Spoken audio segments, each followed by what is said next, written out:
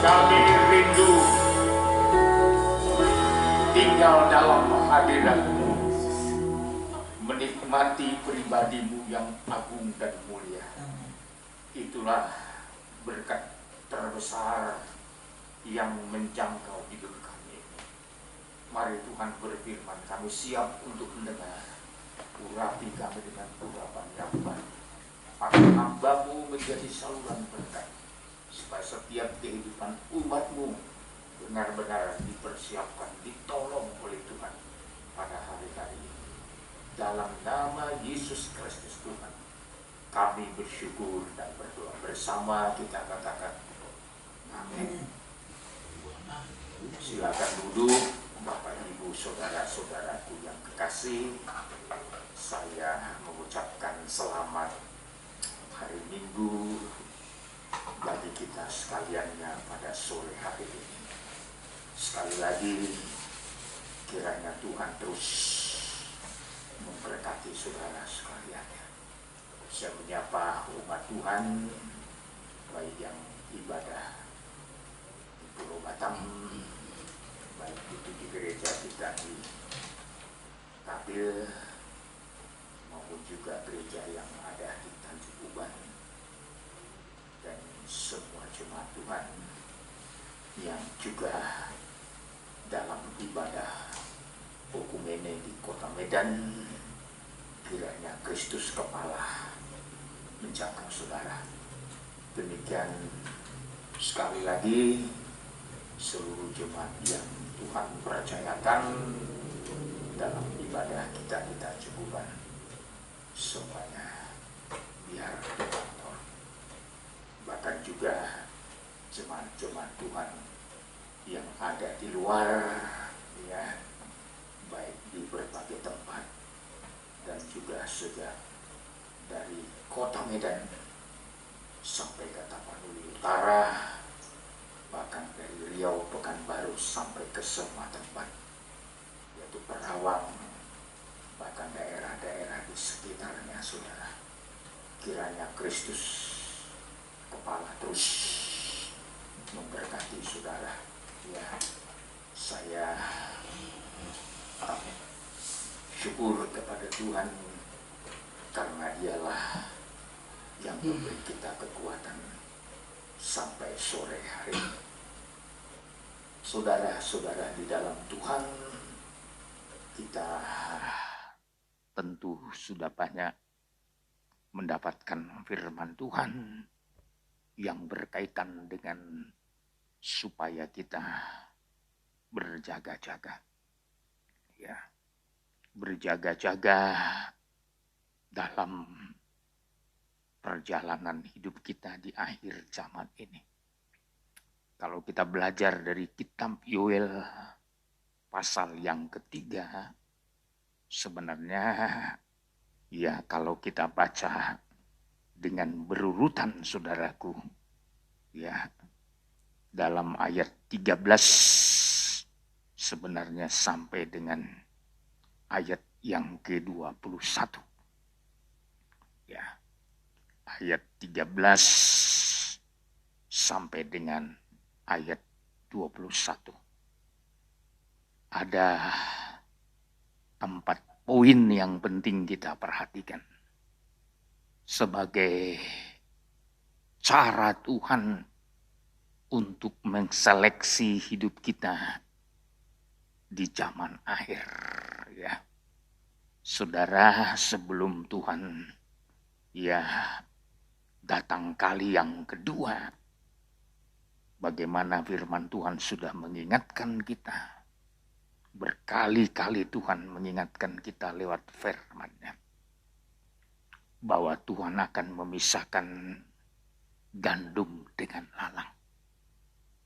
Tuhan akan memisahkan ikan yang baik dengan yang tidak baik. Bahkan Tuhan memisahkan kambing dan domba. Saudara, ini menunjukkan bahwa menjelang kedatangan Tuhan kali yang kedua ada penyeleksian.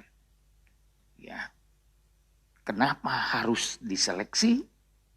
Supaya Tuhan menemukan kehidupan yang layak menerima upah dalam kekekalan. Ya. Walaupun saudaraku yang harus diseleksi itu hampir sejenis. Kalau gandum dan lalang, ya sepertinya sejenis saudaraku. Ya, sepintas lalu sulit dibedakan. Kalau sebelum lalang dan gandum itu menuju kepada puncaknya. Ya, demikian juga ikan yang baik dengan yang tidak baik. Ya, ketiga itu ditaburkan jala atau pukat. Ya, yang masuk ke dalam pukat itu semua jenis ikan. Ya. Tapi nanti ada penyeleksian. Demikian juga kambing dan domba. Sebenarnya kambing dan domba ini binatang hewan piaraan yang hampir dikatakan bisa sejenis. Ya. Jenisnya kambing dan domba itu sebenarnya hampir sama, saudara. Ya. Tetapi Alkitab mencatat nanti semuanya akan masuk dalam jalur pemisahan. Ya. Jalur pemisahan. Ya. Penyeleksian. Maka dalam istilah kitab Nabi Yoel pasal 3 ayat 13. Ayunkanlah sabit sebab sudah masa tuayan. Marilah, iriklah, sebab sudah penuh tempat anggur, tempat pemerasan, kelimpahan, sebab banyak kejahatan mereka. Saudara, poin yang pertama yang perlu kita perhatikan di sini, zaman akhir adalah zaman penyeleksian. Ya. Tuhan ingin membawa kehidupan kita ke dalam tuayan. Ya. Yang digambarkan di sini, saudara, tuayan yang harus diirik atau dibersihkan. Ya. Atau mengalami kelepasan supaya bisa dimasukkan ke dalam lumbung. Akhir zaman adalah masa-masa penyirikan. Ya. Kita telah belajar kitab Rut sebelum Rut menjadi mempelainya Boas.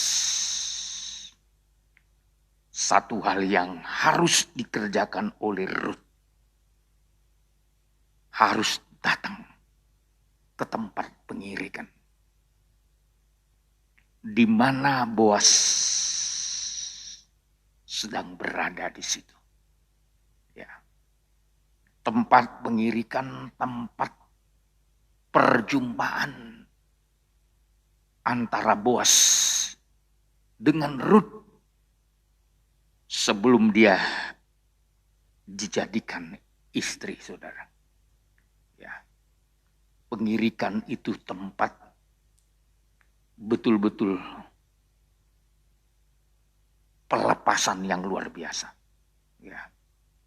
Kalau gandum itu diirik, saudaraku, ya, tentu harus dilepaskan dari semua tangkai-tangkainya.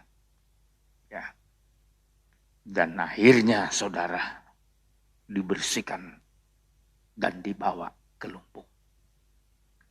Kalau kita perhatikan poin yang pertama ini, kerinduan Tuhan yang amat dalam ingin membawa umat Tuhan masuk dalam penyirikan. Ya. Di tengah-tengah kejahatan, Tuhan sedang mengerjakan penyirikan. Sebab di ayat 13 bagian terakhir, sebab banyak kejahatan mereka. Pengirikan, saudaraku, dikerjakan di saat situasi dunia sedang memuncak kepada kejahatan. Ini tempat penyeleksian untuk mempersiapkan gereja. Harus dipisahkan. Ya. Tentu berbicara penuaian adalah berbicara di mana kehidupan kita akan dikumpulkan. Ya. Dikumpulkan untuk dipisahkan melalui pengirikan. Ya, tentu saudara, pengirikan itu adalah merupakan penanggalan melalui kesakitan. Ya. Melalui peristiwa-peristiwa yang menyakitkan. Sebenarnya Tuhan ingin supaya saudara dan saya mengalami kelepasan. Ya. Sebelum masuk dipersiapkan untuk dimateraikan menjadi miliknya Tuhan. Kalau kita belajar kitab Yehezkiel 9, ya, sebelum Tuhan memisahkan mana kehidupan yang diselamatkan, mana kehidupan yang tidak boleh kena malapetaka. Dalam Yehezkiel 9, kehidupan yang lolos atau lulus dalam penyeleksian adalah orang-orang yang telah diberi tanda, diberi materai, ya. Dan orang-orang yang lulus adalah orang-orang yang telah mendapatkan tanda materai. Siapa itu? Kalau saudara lihat Yehezkiel pasal yang ke-9, ya, itu adalah orang-orang yang sudah melewati masa susah. Dalam Yehezkiel 9 ayat 4, firman Tuhan kepadanya, berjalanlah dari tengah-tengah kota, yaitu Yerusalem, dan tuliskanlah huruf T pada dahi orang yang berkeluh kesah, karena segala perbuatan-perbuatan keji yang dilakukan di sana. Jadi orang yang berkeluh kesah, orang yang melewati jalan salib, orang-orang yang melewati pergumulan berat, ini yang diberi tanda. Dan tanda ini adalah sebagai jaminan apabila nanti datang penghukuman yang akan melanda kehidupan manusia. Orang-orang yang memiliki tanda ini tidak boleh lagi disentuh oleh malapetaka.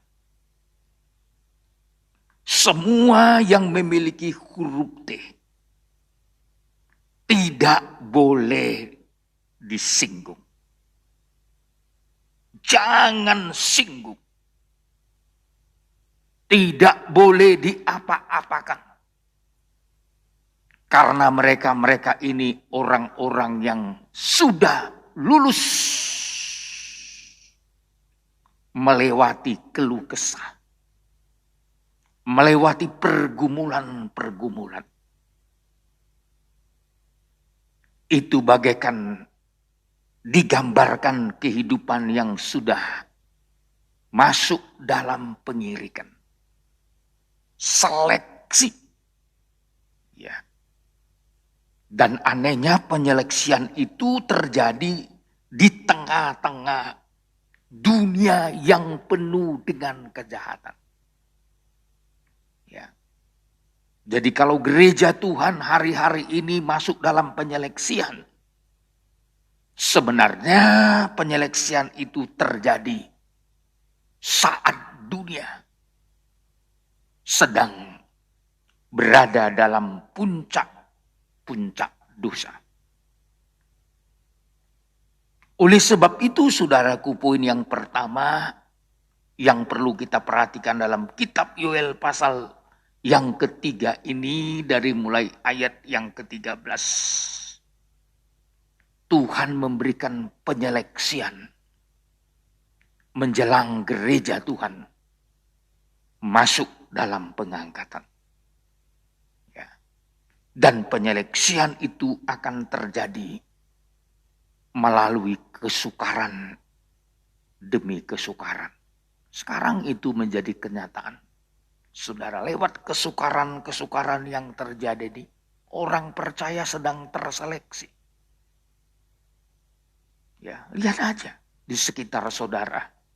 Ya. Sedang terseleksi.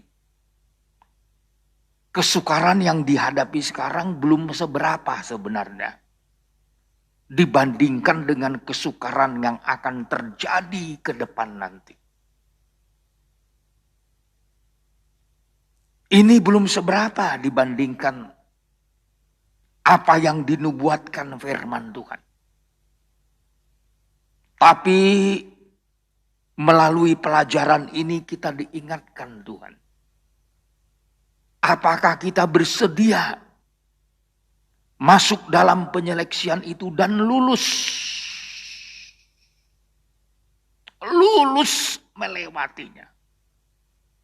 Dan orang-orang yang lulus melewatinya ditunjukkan bagaikan orang-orang yang termaterai. Yang diberi Tuhan tanda. Ya. Yang sudah dipisahkan Tuhan itu dikasih tanda.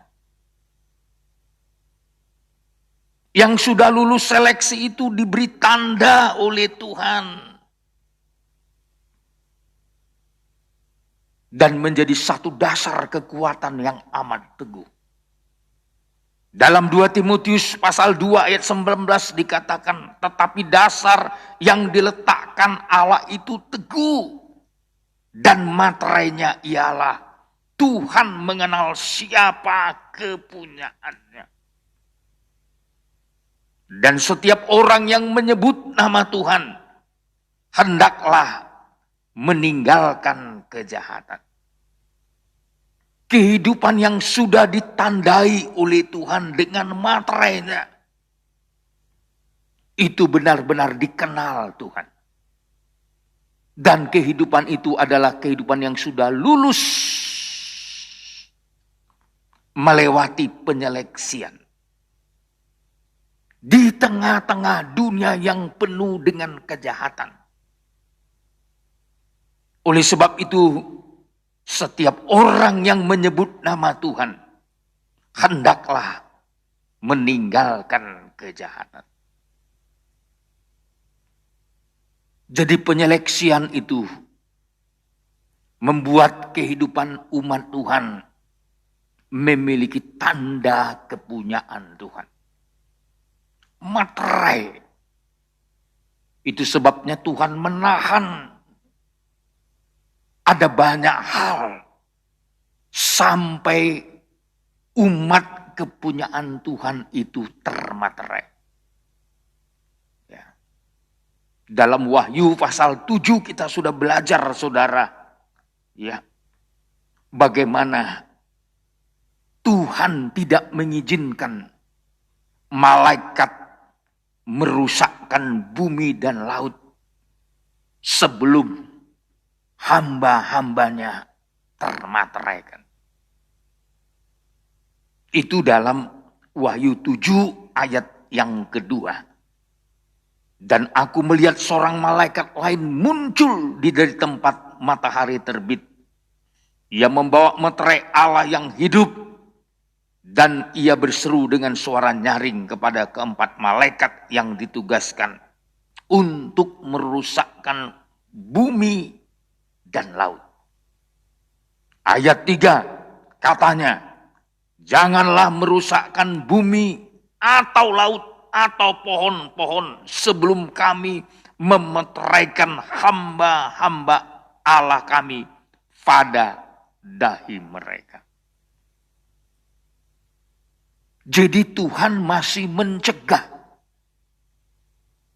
bumi dan laut tidak boleh dirusakkan sehabis-habisnya sebelum termaterai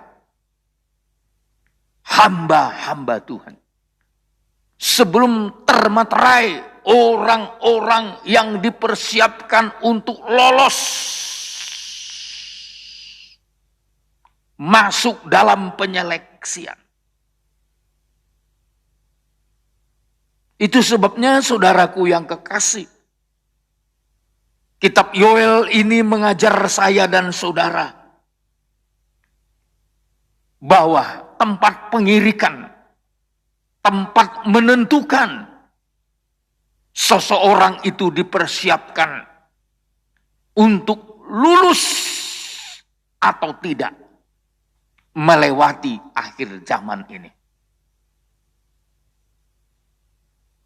Dan cara Tuhan membawa umat Tuhan masuk dalam penyeleksian ini dibawa ke puncaknya melewati yaitu masa-masa yang menggoncangkan.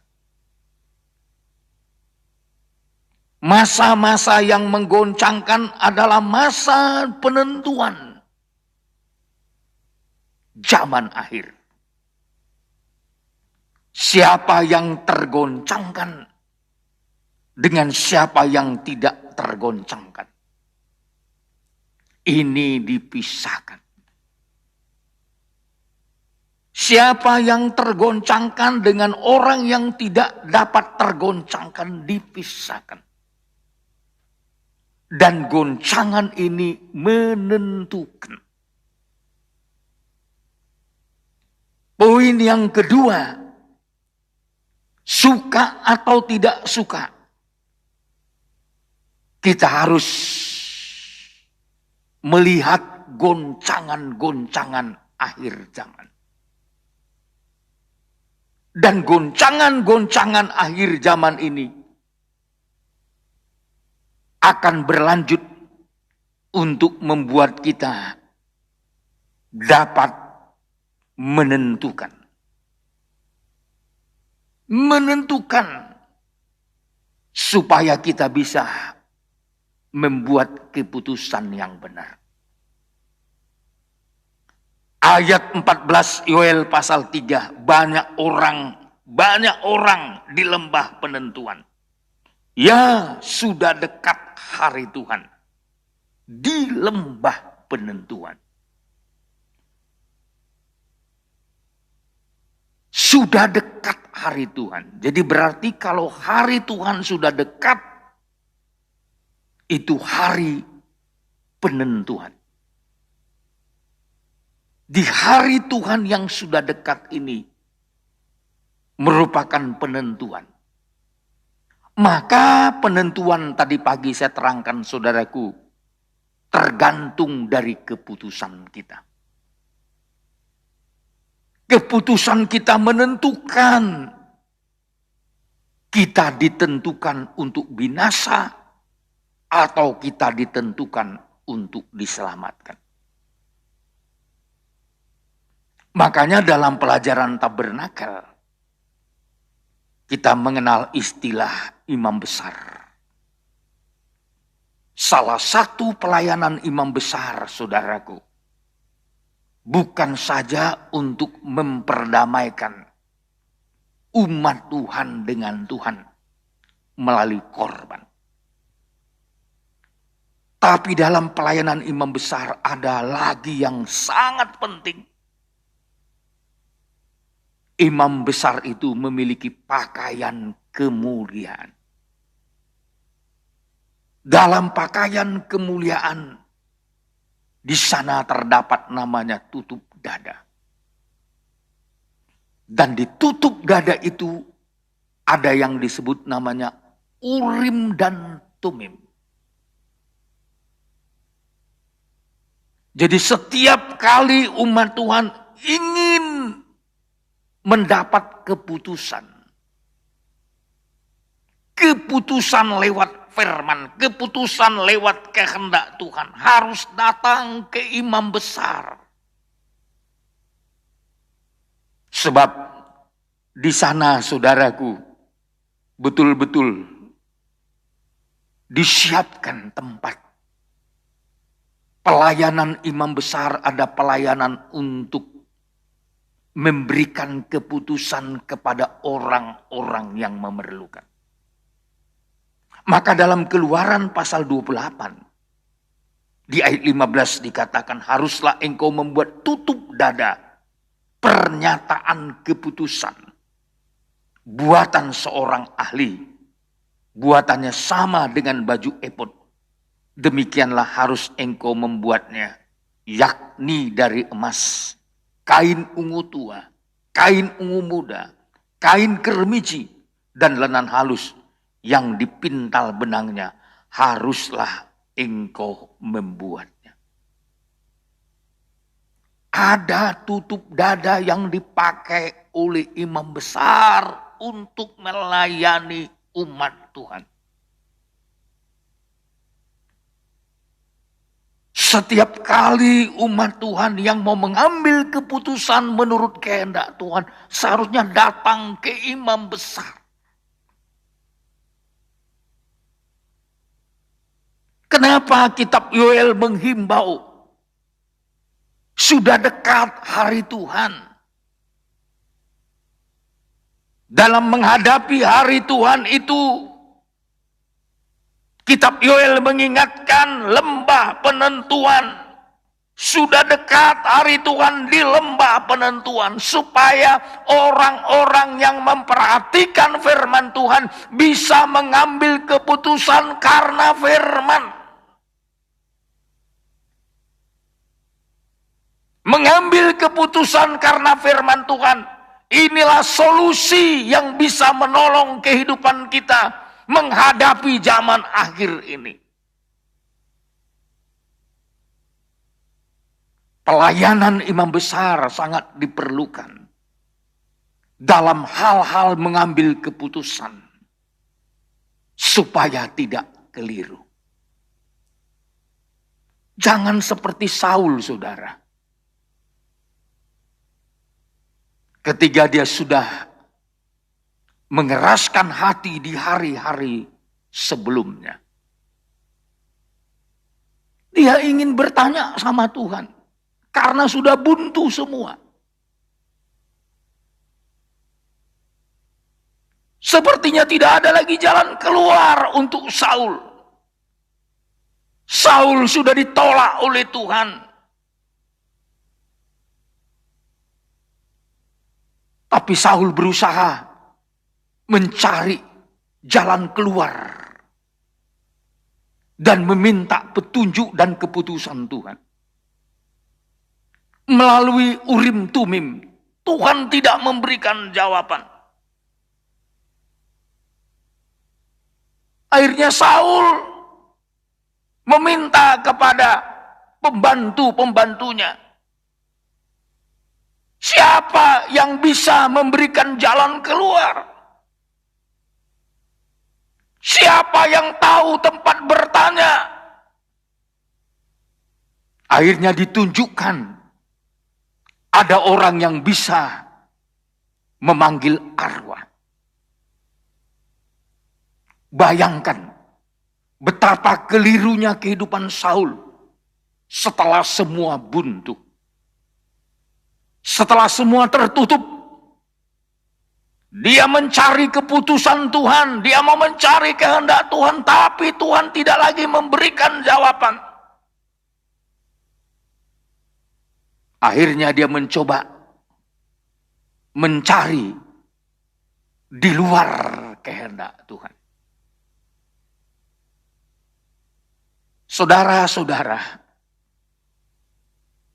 akhir zaman, kita diingatkan melalui kitab Nabi Yoel ini bahwa hari Tuhan adalah menempatkan setiap umat Tuhan berada pada penentuan. Dalam penentuan itu yang sangat dibutuhkan adalah keputusan-keputusan kita. Keputusan untuk mengambil suatu pilihan. Lulus atau tidaknya kita nanti melewati masa-masa yang sulit ini. Tentu lewat peristiwa goncangan-goncangan. Jadi penentuan berkaitan dengan keputusan. Ini yang kedua. Dan yang ketiga, melewati goncangan-goncangan. Maka di ayat 15 Yoel pasal 3, matahari dan bulan menjadi gelap. Dan bintang menghilangkan cahayanya. Ini bentuk satu goncangan yang luar biasa. Jadi goncangan-goncangan yang diizinkan Tuhan sebenarnya supaya saudara dan saya bisa mengambil keputusan. Keputusan yang mempersiapkan saya dan saudara untuk lulus melewati seleksi-seleksi akhir zaman. Di dunia ini kan ya lihat aja. Sesuatu yang mau ditemukan yang lebih baik, yang lebih berkualitas. Harus lewat seleksi. Ya. Dunia saja memakai penyeleksian untuk menemukan yang lebih baik. Tuhan sendiri juga punya konsep yang sama. Tuhan ingin menemukan siapa miliknya, siapa kepunyaannya yang tidak akan tergoncang, yang akan lulus melewati semua lewat penyeleksian yang terjadi ini. Sekarang umat Tuhan di seluruh dunia sedang menghadapi penyeleksian. Lewat suasana pandemi ini sekarang kelihatan siapa orang-orang yang berharap dan bergantung pada Tuhan. Siapa orang yang mempercayai firman Tuhan. Siapa orang yang bergaul erat dengan Tuhan. Sekarang kelihatan saudaraku. Siapa yang taat. Di tengah-tengah semua keadaan ini. Sekarang sedang diperlihatkan kepada kita. Oleh sebab itu saudara, dalam konsep Tuhan mengumpulkan kita, mau membawa kita ke dalam lumbungnya Tuhan untuk menerima upah kekekalan lewat penyeleksian. Kalau ayat 16 Yoel pasal 3 Tuhan mengaum dari Sion. Dari Yerusalem ia memperdengarkan suaranya. Dan langit dan bumi bergoncang. Tetapi Tuhan adalah tempat perlindungan bagi umatnya dan benteng bagi orang Israel. Ayat 17, maka kamu akan mengetahui bahwa aku Tuhan adalah Allahmu yang diam di Sion, gunungku yang kudus. Dan Yerusalem akan menjadi kudus dan orang luar tidak akan melintasinya lagi. Orang luar tidak lagi melintasinya. Di tengah-tengah goncangan yang akan terjadi ini. Poin yang keempat yang perlu kita perhatikan. Apakah saudara mau mendengar firman Tuhan? Sebab mau mendengar firman Tuhan berarti mau mendengar pertolongan Tuhan. Bagi orang yang mau mendengar firman Tuhan akan tertolong. Saya mau katakan, di tengah-tengah seleksi akhir zaman ini, di tengah-tengah goncangan yang terjadi ini, di tengah-tengah lembah penentuan ini, orang yang mau lulus, orang yang mau tertolong. Poin yang keempat adalah orang yang mau dengar-dengaran kepada firman. Orang-orang yang mau dengar-dengaran kepada firman, ini yang dikumpulkan Tuhan. Ini yang akan lulus seleksi melewati masa-masa goncangan ini.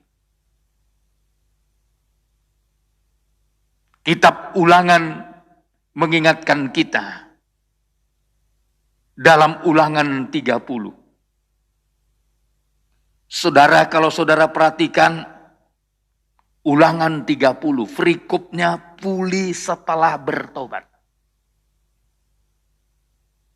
Bagaimana caranya Tuhan memulihkan kita, membawa hidup kita untuk tertolong di zaman akhir. Kalau dalam Matius kita diingatkan bahwa Tuhan akan mengumpulkan orang-orang pilihannya dari keempat penjuru, dari semua tempat dikumpulkan sama Tuhan. Lalu kalau kita belajar Ulangan 30 ayat 1 berkata, maka apabila segala hal ini berlaku atasmu, yakni berkat dan kutuk, telah kuperhadapkan kepadamu itu, dan engkau menjadi sadar dalam hatimu di tengah segala bangsa, kemana Tuhan Allahmu menghalau engkau. Jadi saat umat Tuhan terhalau terbuang, yang Tuhan harapkan terjadi satu kesadaran. Yang Tuhan harapkan terjadi pertobatan. Tadi pagi saya tekankan, kalau tidak ada goncangan, sulit untuk kehidupan ini bisa berubah. Goncangan sangat diperlukan supaya tidak mengendap, tidak mengental, tidak berada pada zona nyaman. Maka perlu goncangan. Goncangan itu membawa perubahan, membangunkan dari endapannya. Goncangan itu membuat rasanya, harumnya berubah. Itu tujuan Tuhan. Oleh sebab itu di sini diperhadapkan Tuhan berkat dan kutuk kepada umat Tuhan. Dan Tuhan berkata, dan engkau menjadi sadar dalam hatimu, di tengah-tengah segala bangsa, kemana Tuhan Allahmu menghalau engkau. Dan apabila engkau berbalik kepada Tuhan Allahmu dan mendengarkan suaranya sesuai dengan segala yang kuperintahkan kepadamu pada hari ini, baik engkau maupun anak-anakmu, dengan segenap hatimu, dengan segenap jiwamu, kalau mau dengar firman Tuhan. Sekali lagi saya mau katakan, kalau mau dengar firman Tuhan di tengah-tengah goncangan, di tengah-tengah lembah penentuan, di tengah-tengah mengambil keputusan. Ayat 3 Ulangan 30, maka Tuhan Allahmu akan memulihkan keadaanmu dan akan menyayangi engkau. Ia akan mengumpulkan engkau kembali dari segala bangsa kemana Tuhan Allahmu telah menyerahkan engkau. Kalau kembali mau dengar firman Tuhan di tengah-tengah penyeleksian akhir zaman, di lembah penentuan, di hari Tuhan yang sudah dekat, supaya kita tidak keliru dalam mengambil keputusan, tidak keliru dalam mentaati firman Tuhan, maka Tuhan harapkan kita mendengarkan firman Tuhan. Sebab ketika kita mendengar, menerima firman Tuhan, kesempatan bagi Tuhan mengubah kita, kesempatan bagi Tuhan memulihkan keadaan kita, kesempatan bagi kita untuk menerima kasih sayang Tuhan, kesempatan untuk mengembalikan kita ada pada kuasa firman Tuhan. Saya mau katakan, kuasa firman Tuhan adalah kesempatan untuk mengubah kita kembali. Kesempatan mendengar firman Tuhan untuk merasakan kasih sayang Tuhan. Dan ayat 4, sekalipun orang-orang yang terhalau daripadamu ada di ujung langit, dari sana pun Tuhan Allahmu akan mengumpulkan engkau kembali. Dan dari sana pun ia mengambil engkau dimanapun kita tercampak. Seberat apapun persoalan hidup kita, sebesar apapun kegagalan hidup kita, kalau firman Tuhan kembali kita dengar, kita terima, kita perhatikan, kita hayati, kita mau diubah oleh firman Tuhan itu, firman Tuhan itu sanggup mengambil kita kembali. Amen. Dari ujung langit, dari sana pun Tuhan Allahmu akan mengumpulkan engkau kembali. Dan dari sana pun ia akan mengambil engkau. Dengan kata lain, firman Tuhan dapat menjangkau hidup kita di segala sudut. Kekuatan firman Tuhan luar biasa. Dan setelah kita dijangkau oleh Tuhan, maka ayat 5, Tuhan Allahmu akan membawa engkau masuk ke negeri yang sudah dimiliki nenek moyangmu, dan engkau pun akan memilikinya pula. Ia akan berbuat baik kepadamu dan membuat engkau banyak melebihi nenek moyangmu. Saudara, Tuhan memberi kita milik pusaka. Milik pusaka yang sudah dimiliki oleh umat Tuhan sebelumnya. Milik nenek moyangmu, dan engkau pun akan memilikinya. Ia akan berbuat baik kepadamu dan membuat engkau banyak melebihi nenek moyangmu. Jadi luar biasa cara kerja Tuhan memulihkan kita di tengah-tengah penyeleksian akhir zaman ini. Bahkan selanjutnya ayat 6, dan Tuhan Allahmu akan menyunat hatimu dan hati keturunanmu, sehingga engkau mengasihi Tuhan Allahmu dengan segenap hatimu dan dengan segenap jiwamu, supaya engkau hidup.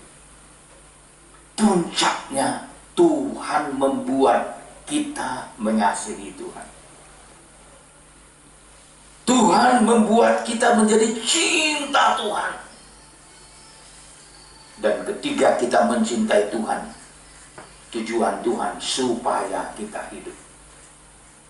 Orang-orang yang cinta Tuhan, Tuhan siapkan kehidupan baginya.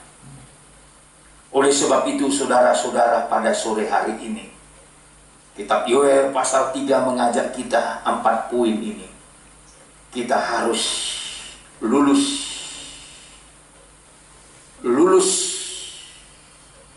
di tengah-tengah seleksi akhir zaman ini. Sekalipun di tengah-tengah kejahatan, kita semua harus siap untuk dipersiapkan, ditentukan, supaya kita bisa mengambil keputusan yang benar melalui goncangan. Dan puncaknya pun yang keempat, bagi yang mendengar firman Tuhan akan tertolong. Saya yakin dimanapun sidang jemaat, selama saudara mau dengar firman Tuhan, di situ ada pertolongan untuk saudara. Amen. Di situ ada pembelaan untuk saudara. Dan sore hari ini, kiranya Roh Kudus selalu menjadi penolong bagi saudara dan saya. Kita akhiri pemberitaan firman Tuhan sampai di sini. Kiranya Kristus kepala menolong, memberkati, dan membawa saudara untuk tetap berkemenangan. Haleluya. Oh, terima kasih Tuhan. Terima kasih Tuhan. Haleluya. Kami bersyukur Tuhan. Kami berterima kasih Tuhan.